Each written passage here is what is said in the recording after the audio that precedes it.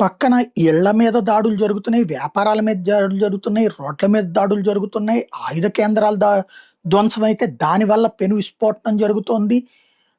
అన్ని రకాలుగా ఒక్కసారిగా విరుచుకుపడుతూ ఉంటే, ఒక్క రోజులో 1100 దాడులంటే ఆషామాషీనా? ఇరాన్ చాలా విశాలమైంది. 2 కొండల మధ్యన ఉంటది. ఓ పక్కన సముద్రం ఉంటది. పర్షియన్ గల్ఫ్ ఇదంతా.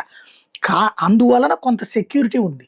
కానీ నేల మీద దిగి యుద్ధం చేయడానికి కష్టం గాని, పైనుంచి జరుగుతున్న దాడుల్లో కోట్లకి కోట్ల రూపాయల నష్టం జరుగుతుంది. ఇప్పటికి ₹1,00,00,000 పైబడినటువంటి ఆస్తులే ధ్వంసమైనయి. ఇవన్నీ మళ్ళీ రాబట్టుకోవాలంటే ఎన్నేళ్ళు పడుతుందో తెలీదు. ఎక్కడి నుంచి సంపాదించాలో తెలీదు. పరిశ్రమలు అక్కడికి రేపు పొద్దున ఎవడు పెట్టుబడి పెట్టడానికి రాడు. యుద్ధ వాతావరణం ఉన్న దేశాలకు ఎవడొస్తాడు. ఇంకోటి పెట్టుబడులు పెట్టగలిగినటువంటి అరబ్ దేశాలన్నా పెట్టాలా, లేకపోతే గనక యూరప్ దేశాలన్నా పెట్టాలి. యూరప్ దేశాలోళ్ళేమో వీళ్ళని నమ్మరు, అరబ్ దేశాలేమో వీళ్ళతో గొడవలు. ఇంకెట్లాగా ఎదుగుతది ఇప్పుడు? ఉట్టి ఆయిల్ అమ్ముకోవడం. ఆ ఆయిల్ క్షేత్రాలు కూడా ధ్వంసం చేస్తే ఇంకేం లేదు, ఆర్థిక వ్యవస్థ కుప్పకూలిపోతుంది. ఒక ఆఫ్ఘనిస్తాన్‌లా, ఒక సిరియా లాగా, ఒక పాలస్తీనా లాగా మారిపోతుంది.